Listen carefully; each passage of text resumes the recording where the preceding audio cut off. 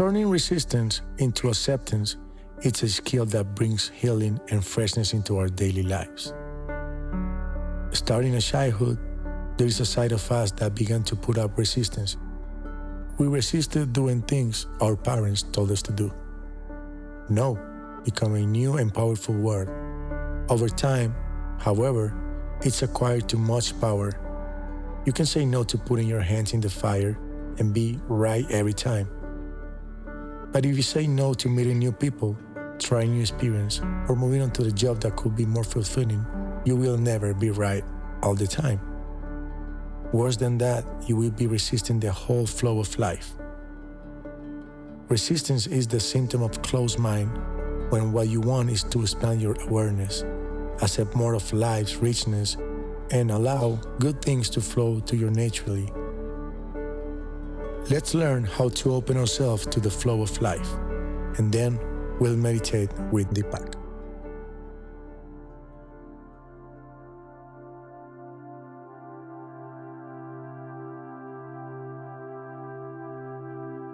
A major obstacle to renewing the mind is resistance. Whenever you push back, oppose, shut someone out, ignore reality, or close your mind, you're putting up resistance. In relationships, one person, and usually both, exhibit resistance in areas where love and sympathy have diminished. You have become attached to my way and resist anyone else's way. Resistance is like a mental checkpoint where every new experience has to be examined to make sure it isn't threatening or unacceptable. With this mindset, you censor your experience of life in advance and make it impossible to live in the present moment. Life cannot flow naturally if you put up resistance. You cannot even know what flow feels like. The opposite of resistance is acceptance. To accept involves openness, non-judgment, trust, optimism, and relaxation. Now that you know the difference between resisting and accepting, what should you do? First, see clearly that putting up resistance isn't doing you any good. Second, when you're tempted to resist an experience, take a deep breath and let the experience come to you. You have plenty of opportunity to walk away if you don't like what happens. You don't need to reject an experience in advance. Third, cultivate the feeling of being open and accepting.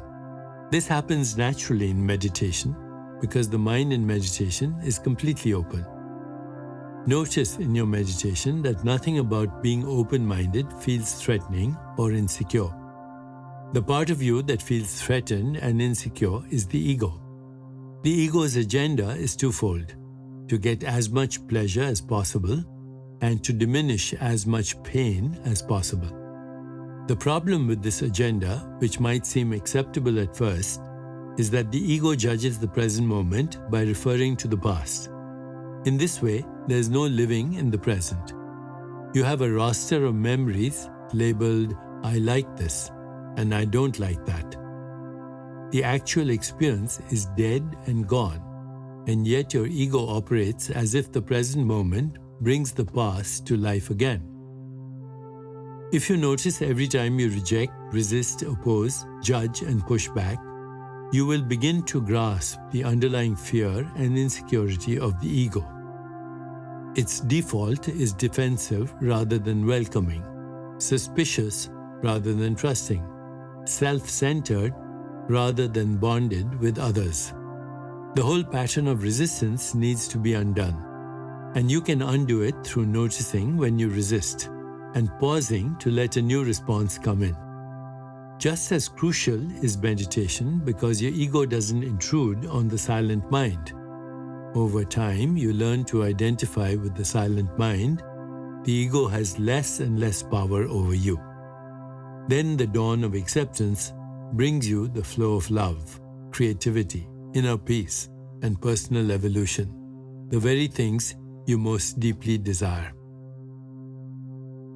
As we prepare to meditate together, let's take a moment to consider our centering thought. Through acceptance, my life flows easily and joyfully. Through acceptance, my life flows easily and joyfully.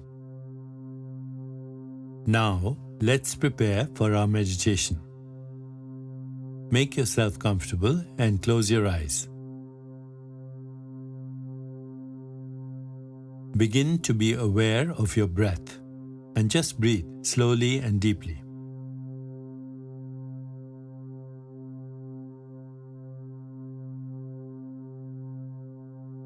With each breath, allow yourself to become more deeply relaxed.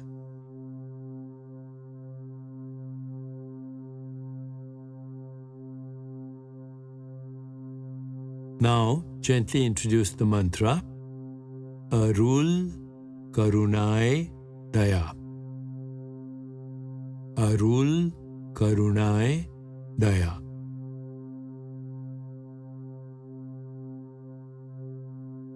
This mantra means I open my awareness to the light of compassion and grace within. It creates a space of acceptance within you that encourages positive transformation for yourself and those around you. Repeat it silently to yourself. Arul Karunai Daya. Arul Karunai Daya.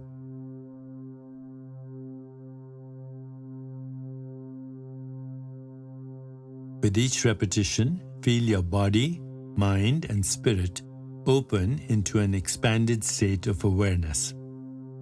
Whenever you find yourself distracted by thoughts, noises, or physical sensations, simply return your attention to silently repeating the mantra. I'll mind the time, and you'll hear a soft bell at the beginning and end of the meditation. Arul Karunai Daya. Arul Karunai Daya. Arul Karunai Daya.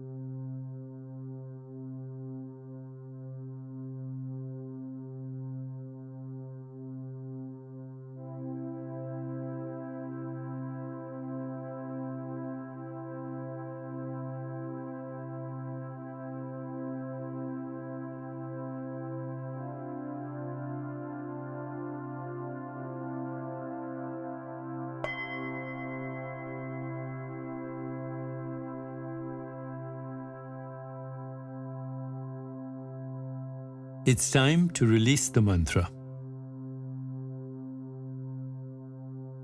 Continue to sit restfully, inhaling and exhaling slowly. When you feel ready, gently open your eyes.